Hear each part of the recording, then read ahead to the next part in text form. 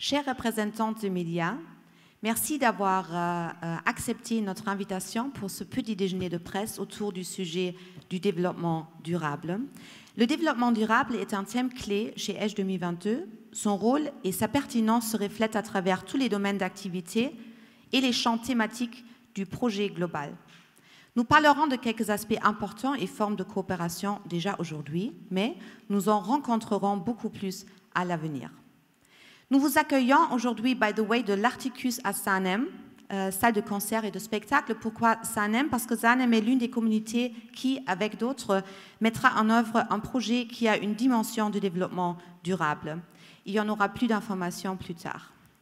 Comme toujours, nous avons prévu une première partie avec des discours. Qui va parler aujourd'hui? C'est Thierry Krochten, responsable du tourisme, de la mobilité et du développement durable chez EDGE 2022. On a Margit Kronen avec nous, conseillère au ministère de l'Environnement, du Climat et du Développement durable. Mathieu Gilleron, chargé de coordination en matière de développement durable. Et Peter Swinen, co-responsable du projet Habitat 22 et professeur d'architecture invité à l'Université du Luxembourg, qui nous joint par Zoom. Merci que vous êtes tous avec nous, ici dans la salle, mais aussi devant les écrans. La deuxième partie sera consacrée aux vos questions. Les questions des journalistes. Pour ça, mettez, s'il vous plaît, votre caméra et les micros juste quand vous parlez. Et je donne maintenant la parole à mon cher collègue Thierry Krochten. Good morning et merci Jessica. EDGE 2022, ce sont des milliers de visiteurs attendus, 19 communes réparties sur 2 pays, mais il s'agit également de plus de 10 mois pendant lesquels EDGE et la région sud sont un des 3 centres culturels de l'Europe, ensemble avec Kaunas en Lituanie et Novi Sad en Serbie.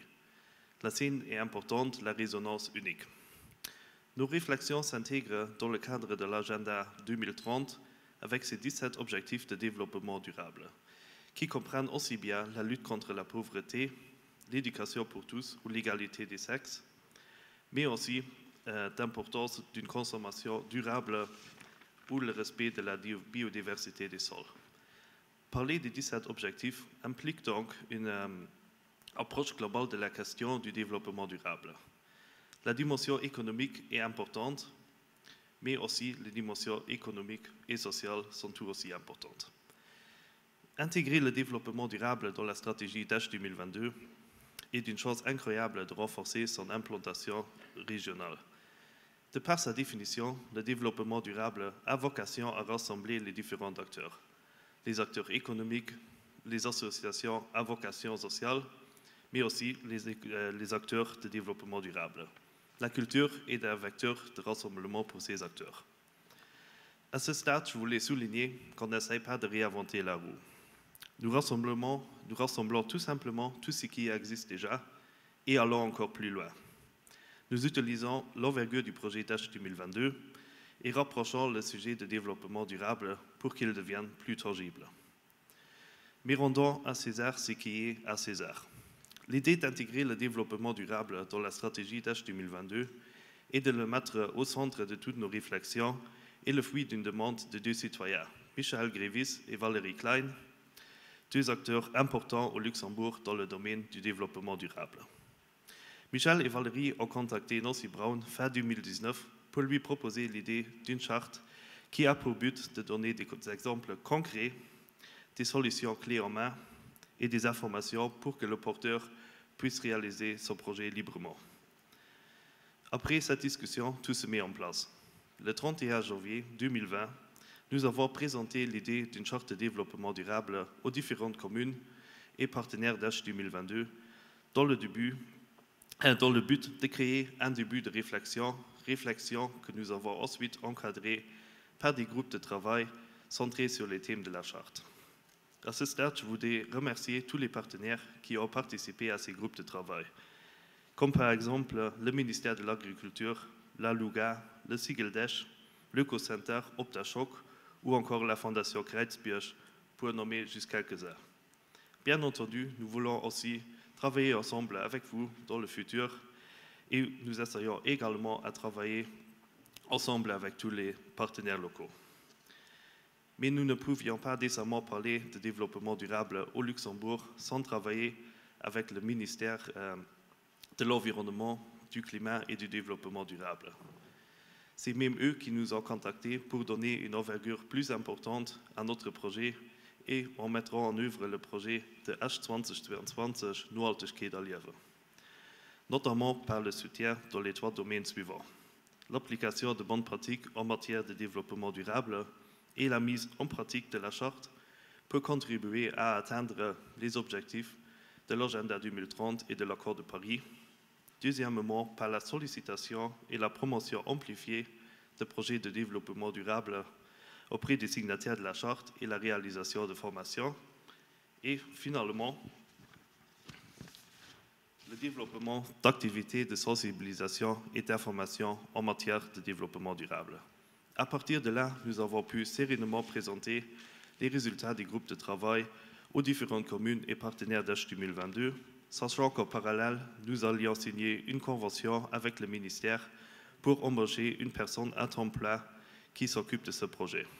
Aujourd'hui, 1 an après l'arrivée de Michel et de Valérie dans le bureau de Nancy Brown, nous nous retrouvions ici avec un projet et une charte de développement durable qui ont non seulement une envergure luxembourgeoise grâce au ministère, mais également européenne dès que nous sommes en relation avec la communauté de communes pays au Val de l'Alzette, aussi bien qu'avec Novi Sad et Kaunas. Merci. Merci Thierry. Je donne la parole à Margui, s'il vous plaît. Merci Jessica. Donc Thierry vient de l'évoquer, l'agenda 2030 des Nations Unies pour un développement durable, avec ses 17 objectifs de développement durable, a posé un cadre d'action jusqu'en 2030. Ces objectifs sont universels, ils concernent donc tous les pays membres des Nations Unies et couvrent des urgences tant dans les domaines sociaux qu'environnementaux, avec des objectifs aussi en matière de développement économique inclusif et durable. Ces objectifs ont été adoptés en septembre 2015, la même année que l'accord de Paris sur le climat. Cela fait donc déjà 5 ans que ces cadres d'action existent et doivent être mis en œuvre par les pays signataires, dont le Luxembourg. Les principaux instruments mis en place par le gouvernement sont le Plan national pour un développement durable pour l'agenda 2030. Et en ce qui concerne le climat, le gouvernement a adopté le Plan national énergie et climat et la loi relative à la protection du climat qui a été adoptée la semaine passée à la Chambre des députés. Voilà pour l'action publique. Les gouvernements ont certes une responsabilité particulière pour que ces objectifs soient réalisés, soient mis en œuvre, mais tous les acteurs de la société doivent agir en vue d'atteindre ces objectifs très ambitieux, mais vitaux autant pour les populations que pour la planète. En parlant d'ambition, je tiens vraiment à saluer les travaux réalisés en vue de la Charte de développement durable d'H 2022. Cette charte couvre des domaines d'action, elle donne des informations, elle donne des exemples précis et des solutions clés en main. Elle est donc concrète et utile et adresse des domaines pertinents pour assurer une organisation respectueuse des objectifs de développement durable, tant au niveau social qu'environnemental. La mise en œuvre doit être progressive. C'est une étape nécessaire de l'évaluation pour identifier les besoins spécifiques des porteurs de projets et ces domaines où le porteur de projet peut agir et faire la différence. Cette étape est nécessaire pour une réelle appropriation par le porteur de projet aux objectifs de cette charte. Et je tiens vraiment à saluer, Thierry l'a déjà fait, mais je tiens vraiment à saluer la méthode de travail que les 2 initiateurs, Michel Grévis et Valérie Klein, ont mis en place. C'est en partenariat avec les communes participantes à H 2022 et avec des associations et organisations actives en la matière que cette charte a été élaborée. Cet aspect est primordial pour une réelle appropriation et la future mise en œuvre. Donc, le ministère de l'Environnement, du Climat et du Développement durable a voulu soutenir ces efforts et ces travaux. Il nous a semblé primordial que les porteurs de projets soient accompagnés dans leur volonté de s'engager et de respecter cette charte, qu'il y ait donc une personne qui les encadre, les informe, les conseille dans leurs efforts. Je suis très heureuse que Mathieu Gilliron fasse maintenant partie de l'équipe ESH 2022. C'est une occasion formidable pour montrer qu'il est possible de réaliser des projets, en l'occurrence des projets culturels, selon les principes et dans des conditions respectueuses du développement durable. Que le développement durable n'est pas une idée abstraite, un vœu pieux formulé par les Nations Unies, mais qu'il fait de manière très concrète partie de l'organisation d'un événement d'aussi grande envergure que la capitale européenne de la culture. Plus même, la transmission de la notion de développement durable n'aura pas seulement lieu par voie de cette charte, par des projets culturels réalisés dans le respect du développement durable. ESH 2022 a déclaré sa volonté de présenter des projets dont l'essence même s'inspire des objectifs de développement durable de l'agenda 2030, tels que de créer des synergies, de s'inscrire bien sûr dans la durabilité, mais surtout favoriser l'innovation, la co-création et engager le public à participer activement. L'art et la culture ont un énorme pouvoir de transmission, de valeurs et de prise de conscience, aussi en faveur du développement durable.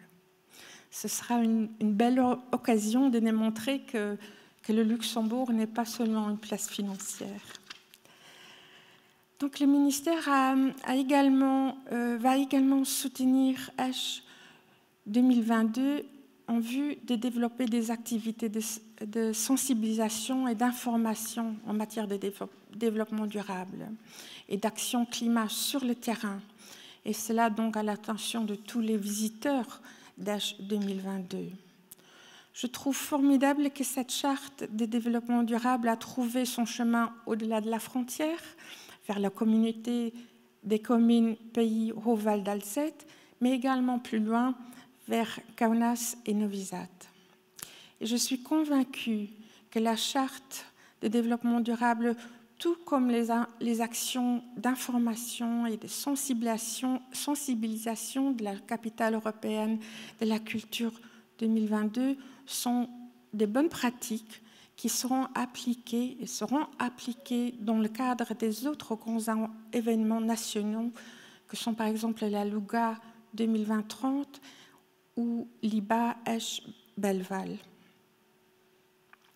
Mais également, pas seulement dans des grands événements nationaux, mais également dans des événements peut-être de moindre envergure, tels que par exemple un festival de musique. Donc j'espère vraiment que cette charte de développement durable va vivre au-delà de 2022 et je vous remercie pour votre attention. Merci bien, Margui. Maintenant, on a Mathieu qui va parler concrètement de la charte du développement durable d'ESH 2022. Merci, Jessica. Comme Thierry et Margui l'ont expliqué, la charte développement durable de ESH 2022 s'intègre dans un travail commun. Fruit d'une réflexion entre différents acteurs locaux actifs sur le terrain, la charte a vocation à insuffler du développement durable dans les différentes actions et événements estampillés ESH 2022. Elle comporte deux parties. Une première partie relative aux engagements du porteur de projet et une seconde partie relative aux engagements de Edge 2022 en tant qu'association. En effet, l'objectif n'est pas de laisser les porteurs de projets seuls. Edge 2022, en tant qu'association, s'engage donc non seulement à respecter les engagements de la charte, mais également à fournir une boîte à outils aux porteurs de projets. Cette boîte à outils se composera de différents éléments, des actions identifiées comme respectueuses du développement durable, des solutions clés en main à appliquer tout de suite, mais également des partenaires avec lesquels travailler, dans la grande région et dans le Luxembourg dans sa globalité. Ces outils existent pour beaucoup déjà. Notre objectif n'est pas de réinventer la roue, bien au contraire. Le but même du développement durable est d'identifier des synergies. Nous souhaitons faire en sorte que ces solutions, justement, s'inscrivent dans la durabilité. Nous souhaitons faire en sorte que la charte développement durable de Edge 2022 survive à 2022. Et comme l'a très bien expliqué Thierry plus tôt, il est très important de profiter, justement, de l'envergure de ce projet pour enraciner durablement toutes ces solutions et toutes ces actions.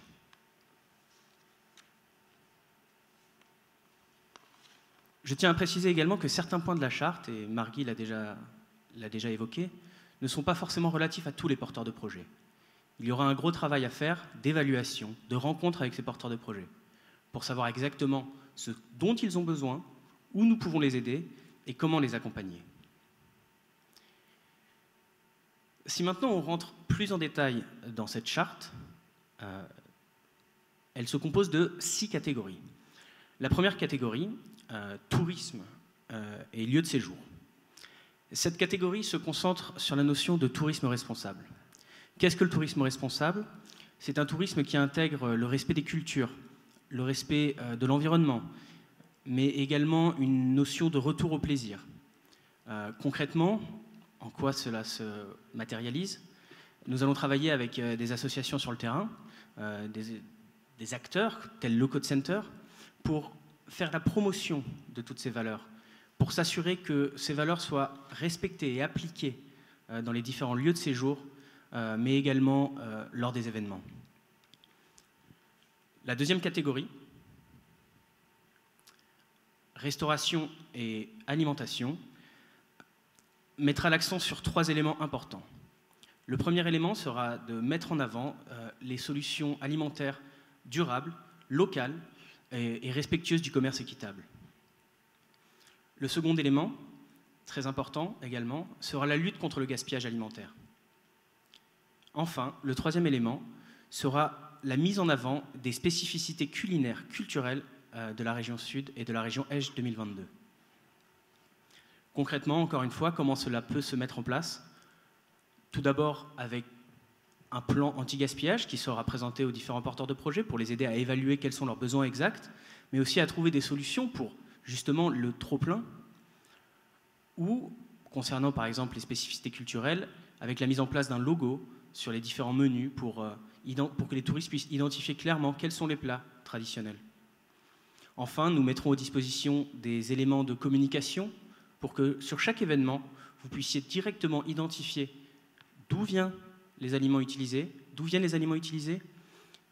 comment ils sont produits. La troisième catégorie, économie locale et partage. Un événement, petit ou grand, implique une quantité importante de matériel, d'infrastructures. Notre objectif est de permettre aux porteurs de projets de partager ces infrastructures, ce mobilier, avant d'acheter, de s'assurer que le voisin n'a pas cette solution à nous prêter, mais également de partager des savoirs, de partager des lieux pour justement créer, échanger. Nous voulons pleinement intégrer les projets dans le tissu économique local.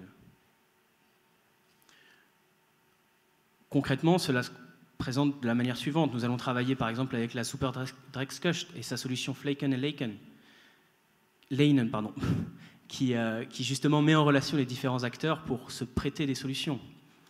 Nous allons aussi travailler avec le Centre Formida à Esch, dont nous parlerons plus tard dans cette présentation. La catégorie 4, une catégorie très importante, la gestion des déchets. Lors de l'événement Edge 2022, les porteurs de projets ainsi que l'association vont s'approprier des lieux, des endroits, en pleine nature ou en milieu urbain. L'objectif est de faire en sorte que ces endroits soient rendus plus propres qu'ils n'ont été trouvés. Qu'est-ce que cela veut dire concrètement? Cela passe par, évidemment, une mise en place du tri des déchets, mais surtout une réduction de la création de ces déchets, un travail en amont pour identifier comment limiter ces déchets. Nous allons aussi travailler à la mise en place de No Litter Team, des groupes de marcheurs volontaires qui existent déjà au Luxembourg et qui seront déployés à la fin des événements pour ramasser les déchets sauvages. Des déchets sauvages dont nous parlerons encore dans la suite de cette présentation avec un projet qui met en avant ces solutions. La catégorie 5, mobilité et accessibilité. Deux éléments très importants. L'accessibilité. Tout d'abord, nous souhaitons que tous les événements de Edge 2022 soient accessibles au plus grand nombre et prennent en considération les spécificités de chacun. Nous allons mettre en place, par exemple, des solutions de communication adaptées aux personnes en situation de handicap physique ou mental. Nous allons également nous assurer, en accompagnant les porteurs de projets, que leurs événements sont adaptés, en partie ou dans leur totalité. Le deuxième point important, la mobilité. Thierry Crourton, que vous avez vu juste avant, est responsable de ce département et je sais que c'est un sujet qui lui tient à cœur. Nous allons travailler pour que Edge 2022 soit un événement qui fasse la part belle à la mobilité douce et à la mobilité en transport en commun. Cela passe par une évaluation des solutions disponibles, mais aussi par une communication en amont auprès des touristes, auprès des visiteurs, pour qu'ils soient sûrs, qu'ils aient conscience et connaissance des solutions qui leur sont proposées pour accéder aux différents événements. La dernière catégorie, communication et merchandising. Il est évident qu'un événement comme Edge 2022 a besoin d'une communication efficace, d'une communication pour, d'une part, attirer les touristes et les visiteurs, mais également pour communiquer sur ces événements et ces engagements de développement durable. Mais nous allons nous assurer aussi que cette communication sera respectueuse. Respectueuse tant sur le fond que sur la forme. La forme en utilisant des solutions de communication réutilisables et respectueuses de l'environnement, par exemple, et le fond en intégrant des notions de respect, d'éthique. Mais la communication, c'est aussi important pour mettre en avant les projets qui, justement, appliquent les valeurs de développement durable et sont des symboles. Dans cette optique, nous allons vous présenter 5 projets exemplaires de Edge 2022. Mais avant de passer à la présentation des projets, je tiens une nouvelle fois à remercier les différentes personnes impliquées dans l'élaboration de cette charte, dans la réflexion, que ce soit dans les workshops ou les nombreuses discussions que j'ai eues avec eux. Et je tiens tout particulièrement, encore une fois, à remercier Michel Grévis et Valérie Klein, qui m'ont grandement facilité le travail et qui m'ont beaucoup aidé dans cette organisation et dans cette rédaction. Si maintenant on se concentre sur les projets. Le premier projet que nous voulions vous présenter est le projet 1001 Tonnen de Jessica Thijs. Avec son exposition, la photographe luxembourgeoise veut attirer l'attention sur un phénomène, hélas réel, le phénomène des déchets sauvages. En effet, il faut savoir qu'au Luxembourg, en moyenne, un habitant produit 1,6 kg de déchets sauvages par année. Si on multiplie ce chiffre par le nombre d'habitants au Luxembourg, à savoir à peu près 626 000 habitants, cela donne 1001 tonnes. Jessica Thijs, avec son exposition, souhaite non seulement sensibiliser le public à cette situation, mais également trouver des solutions. Le deuxième projet, et j'en parlais déjà un peu plus tôt, c'est le projet Créer et reconnecter, porté par l'association sans but lucratif Arcus, et qui se tiendra au centre Formida, à Esch-sur-Alzette, dans un ancien site de ArcelorMittal. Depuis 2018, le centre Formida a pour objectif d'attirer l'attention du jeune public, mais également des adultes, sur la consommation, la surconsommation, et sur l'utilisation croissante des ressources. En collaboration avec des artistes et des designers, les enfants et les adolescents seront encouragés à utiliser plus consciencieusement les ressources, en se basant sur une approche pensée avec les mains et learning by doing. Encore une fois, l'objectif est de faire prendre conscience de la nécessité de changer de mode de consommation. Les deux projets suivants. Le premier projet, porté par la commune de Zanum, Urban Gardening on the Move, est un projet de randonnée urbaine. Il reliera les différents îlots de verdure et les jardins des 4 localités, à savoir Bellevaux, Soleuvre, Zanum et Elrange. Le jardinage urbain, cultivé et promu depuis des années dans cette commune, est un vrai succès. Et il a permis aux habitants non seulement de se rencontrer, d'échanger, mais de se fournir en produits locaux et respectueux de l'environnement. Dans le cadre d'ESH 2022, le réseau de jardins élargi accueillera des productions artistiques créées par les artistes de diverses disciplines et en interaction directe avec les promeneurs. Le 4e projet, à Monderkange, le village pop-up by Nezert, servira de centre d'information pour les résidents et les visiteurs, ainsi que de lieu de rencontre et d'échange dans le cadre d'ESH 2022. Des événements et des activités sont prévus pour sensibiliser le public, par exemple à la permaculture, mais aussi à la notion de réparation. Vous pourrez par exemple apprendre à réparer votre propre matériel domestique. Merci pour votre attention. Je te repasse maintenant la parole, Jessica, pour nous présenter et pour nous introduire le dernier projet. Merci Mathieu. Je voulais juste prendre la parole brièvement pour souligner que c'est juste maintenant, c'était juste une petite sélection des projets qui sont liés autour du sujet du développement durable. Il y aura beaucoup plus. Maintenant, on a Peter Swinnen, co-responsable du projet Habitat 22, qui va parler sur le projet. And this part will be in English. Thank you, Peter.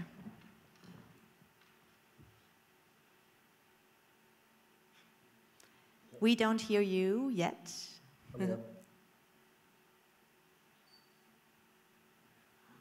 Hello, Jessica. Perfect, thank you. Hello. Good morning from Brussels. Sorry I couldn't be there, but this is the situation. First of all, welcome. I will try in a 10-minute presentation give you a brief overview of what we are preparing for ESH 2022. And of course, being extremely honored that we can participate in this very, I think, very urgent action for European Capital of Culture for ESH. What I'm showing you at the moment is actually a collaboration, University of Luxembourg, where I'm affiliated as guest professor for the Master in Architecture, the Department of Geography and Urban Planning, Spatial Planning, sorry, and also the gouvernement du logement, côté luxembourgeois, who is also funding this project. ESH is, and its surroundings, it's a fascinating territory, although we are very close, it almost seems exotic to us. Also because it has a very clear structure to it. You see, number one, this extremely big natural resource, this big green lung, which actually doesn't have a real name, but it's there anyway. Two, you have the city of Esch. And in this case, three, you have Esch Chifflanche, what will be the future Quartier LZ.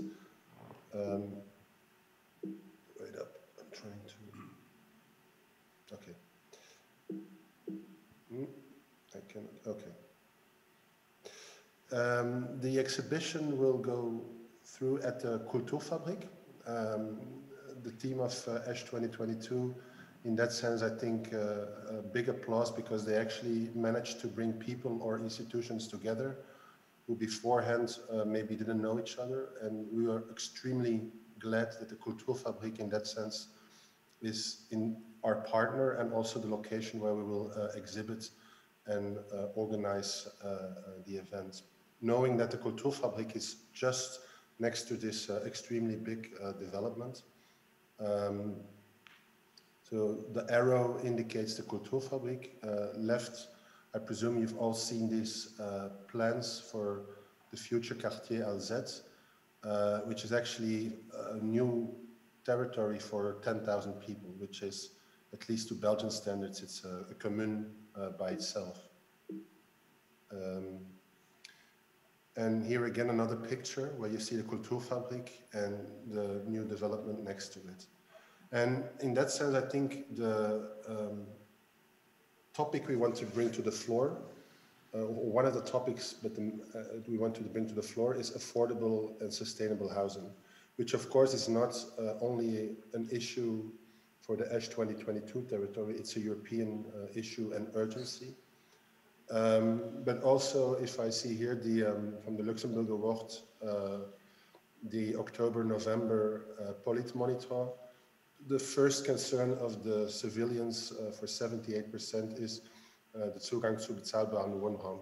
So I think it's a rather pressing issue, of course, for which actions are being taken, but at the same time, maybe in that sense, ESH 2022 can be an extra lever. And of course, there is the Green Deal, and of course, there is the announcement of the Bauhaus program, which I think I applaud. Really, I think it's the first time that Europe has expressed itself on an interest on architecture and design as a tool to make progress.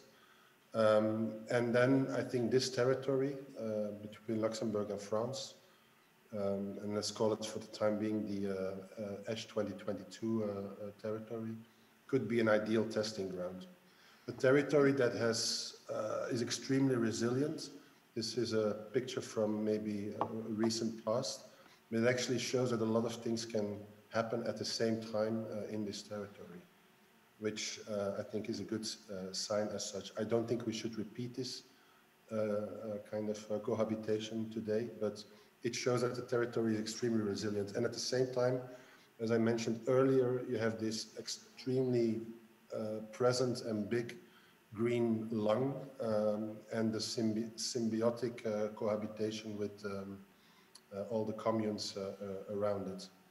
So if we look at, here you see in red the boundary between France and Luxembourg. This is part of the ESH 2022 territory. And you see a couple of potential transboundary corridors that actually are quite specific for this area. And the green spot behind, this is the whole sum of all these green mosses, which, like I said, don't have a name. We call it for the time being Dogger. Dogger to the substance, the geological substance. The Côte de Dogger as a kind of new entity, maybe that could, in a sustainable way, also allow for new future developments for affordable housing. And interestingly enough, if you circulate within the territory, each time in the background, you see this entity, it's always there. It's kind of a perennial presence. And so here you see it again. So this is a bit of kind of backdrop, the territorial backdrop that we want to bring to the fore, knowing that on the Luxembourgish side, it already is comprised of 3 Natura 2000 territories and has a Man and Biosphere UNESCO label since recent. On the French side, there are also protected areas, but maybe we could start to see this as a really transboundary and federating entity for Luxembourg and France. Inside, there's a variety of, so it's not just one type of green, and it's almost 25 kilometers long, so it could also start to compete, let's say, with other European large-scale green territories, and maybe also interesting, maybe by chance, but still, it's almost the bullseye of the Grande Région, so that could also be a benefit. Coming back to the housing issue, of course, there are also on the Luxembourgish side, for instance, with Pacte de Logement 2.0, enormous efforts being done at the moment, but still there we can tip it up, and that's why we're also working together with the Ministry of Housing. On the French side, you see, for instance, here the announcement of appel à projet pour la première phase de Écoquartier Villerue, so the idea of Écoquartier, and also there I think we can tip up, let's say, the ambition level, and we'll try to do so with this exhibition. At the moment, we are scanning the territory, having conversations with a lot of actors in the territory, people decision makers, social institutions. And from that, and I'm not going into detail, but the thing you see on the right is a first collection of potential sites, either being newly built or renovation sites, where we could start to experiment on affordable and collective housing, or at least try to imagine pre-projects for this. Of course, it's an exhibition, so we're not building anything for real at this stage. Another element that deeply interests us is alternative modes of governance, of how to organize living. Especially Luxembourg has this extreme DNA of individual living, whereas actually we're all humans, so we have to live together. There are beautiful examples, historical ones even, of cooperatives or Baugroepen or other initiatives that actually allow people to live together in a cohesive, in a generous way, and often in a much more affordable way. And I think that's the main target here. So far, we've put together an atlas, the first atlas de logement collectif, trying to learn from the last 50 years of European architecture experiments. Again, each time merging collectivity, affordability, and ecological experimentation. And for instance, here on the left, you see a test for Wohnen und Arbeiten. And a topic, of course, which today is extremely hot, how to live, work in the same kind of place. In a way, it's not something new. And that's also good to acknowledge that it's not something new. There are already fantastic projects that we can learn from.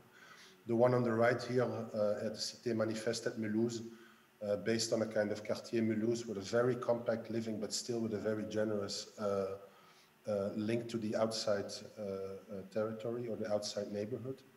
The projects from Atelier 5, this is a Swiss architecture company that had started itself actually bringing together people who wanted to live together. So they were both architects and, in a way, developers. Making these fantastic, for instance, the Siedlung in Halen or the Talmat 1, these are entities which are actually in complete symbiosis with their topographical and natural surrounding. And by now, much sought after types of dwelling, because quite unique in its sort, but still affordable. Our last example in Berlin from a Baugroepen. Baugroepen is again a kind of alternative way, kind of cooperative, where people are brought together, design in a way, or co-design the work together, and then in the end form a new Gemeinschaft, a new collectivity. The Habitat 22 project, it's about housing, of course, and collective housing and affordable housing. At the same time, it's also about amenities, so équipement, which we want to see in a hybrid, kind of urban hybrid way. I show you one example, and this is a personal example also in that sense of the office, where we join together the strange two let's say, entities, a kindergarten, a crèche, and a greenery service for a park. So both are very almost brutal, where you see with the big roof workers, and at the same time these very intimate spaces of a crèche. And this actually gave rise to this new typology, which in a way is a very unique position in this park environment. We think that in the ESH 2022 territory there is a big capacity for such kind of testing, of bringing together amenities or services which at first sight maybe don't go together, but by bringing them together they make up new ways of living. Maybe also important to finalize that the exhibition, in a way, the exhibition is a test in itself, and it's a kind of modèle à penser, where we bring together, and the number is still not defined yet, but let's say 10 or 12 best practices from our atlas, where we will show to the public and also try to interview people who live there, why it is so interesting, why it has a feasible financial balance, and why it's so generous to live there. Then we'll have 10 or 12 interviews from people or institutions or decision makers, mayors, for instance, also in the ASH22 territory, where they talk about also good examples, because there are already fantastic examples to be found in the ASH 2022 territory. And finally, because we are also in that sense a kind of atelier, we will prepare together also with our students at the university and with other professors, 10 to 12 pre-projects for specific sites in the ASH 2022 territory, in close collaboration, of course, with the local stakeholders. These will all be mixed, since ASH 2022 is about mixing. We're going to mix those 10 to 12 times 3 examples in the Galerie Terre Rouge at Koufa. I'm not going to detail, but you'll get a kind of beautiful mix of potential. And then we hope that on February 22nd, 2022, there will be a beautiful opening, not only all over the territory, but specifically also at the Kulturfabrik, and that we are able to actually share to the audience that affordable, ecological, sustainable, and collective living is not a dream, but also reality in this territory. Thank you. Thank you very much, Peter, for giving us these insights and this little preview. Et merci aussi de rester avec nous pour la prochaine partie avec les Q&A. D'abord, je voulais juste encore une fois dire que comme le temps est toujours un peu limité dans ces petits déjeuners de presse, nous avons décidé de présenter un projet un peu plus lent, comme celui-ci de Habitat 22. On a mentionné des autres projets à Mondarchange, à Zanem, mais il y a vraiment beaucoup plus. Et nous sommes très contents de vous mettre en contact toujours avec des porteurs de projets et en parler vraiment aussi plus. Alors, pour la partie Q&A, mettez s'il vous plaît vos caméras et aussi, si vous ne parlez pas, veuillez bien mettre le mute mode. Et quand vous parlez, bien sûr, activez les micros. Bon, vous le savez tous, mais la technique m'a demandé de le souligner encore une fois pour être sûr que tout fonctionne bien. Et bon, maintenant, nous sommes prêts pour vos questions. Et vous levez les mains, s'il vous plaît, et après, je vous appelle, si ça va pour vous.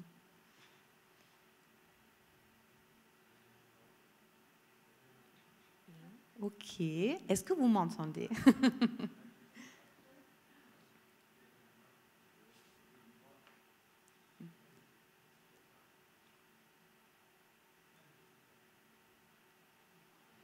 Ok. Pas de questions? Sinon, vous pouvez toujours bien... Ah, ok, Nicolas, oui.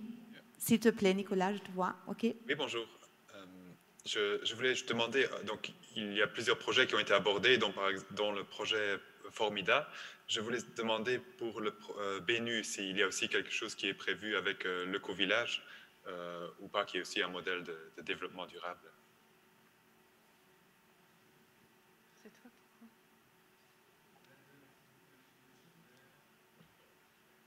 Thierry Crourt va répondre. Concernant le projet du BNU, on est en contact avec M. Georges Kieffer et on est également en train de voir ensemble avec lui comment on peut l'impliquer dans nos réflexions. Et juste pour information, il y a beaucoup plus de possibilités à pouvoir participer au projet H 2022 que juste l'appel à projet.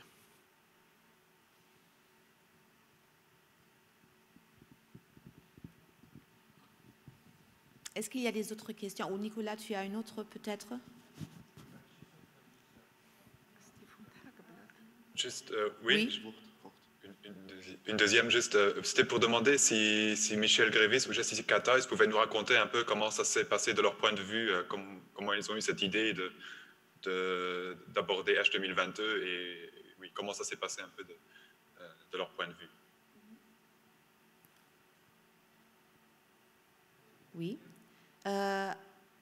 Alors, est-ce qu'on peut le faire maintenant? J'ai vu que Jessica Theis était avec nous, mais sinon, on peut aussi l'organiser après. Aussi, Monsieur Gravis.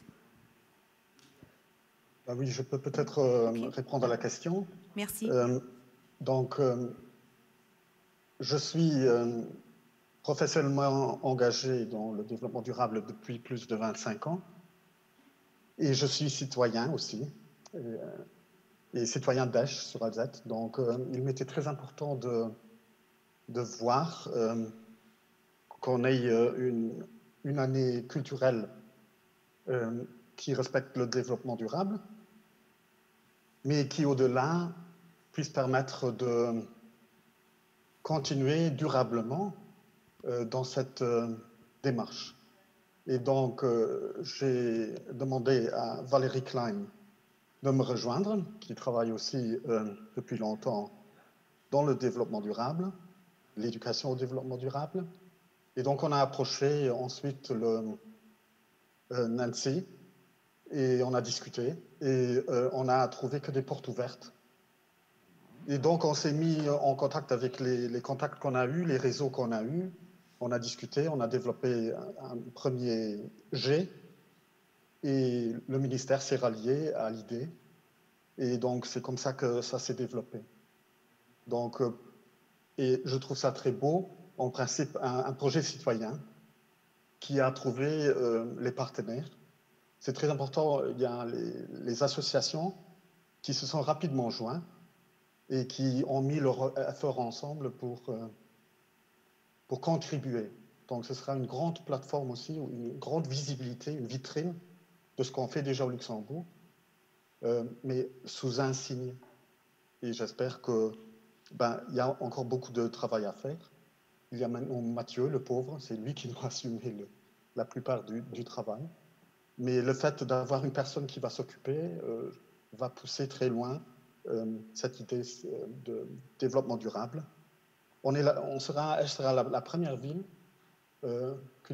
capitale européenne, à avoir une charte qui va aussi loin. Et en ce moment, on est super content que Kaunas et Novi Sad sont en train de nous rejoindre. Donc il y a des super bons contacts qui se sont faits et on va continuer en janvier. Voilà. Merci beaucoup. Nicolas, est-ce que ça donne une réponse à ta question? Pour Jessica Theiss, on peut aussi organiser un contact après, si tu veux. Ok, oui, d'accord. D'accord. Merci. Ok. Maintenant, je ne vois plus toutes les personnes. Ok. Est-ce qu'il y aura des autres questions? Sinon, je vous remercie beaucoup, aussi au nom de notre équipe ici. Et oui, si vous avez des questions, n'hésitez pas, écrivez un email comme toujours ou m'appelez et on vous donnera plus d'informations. Bon, et après, je vous souhaite des belles vacances et Merry Christmas. Au revoir, merci.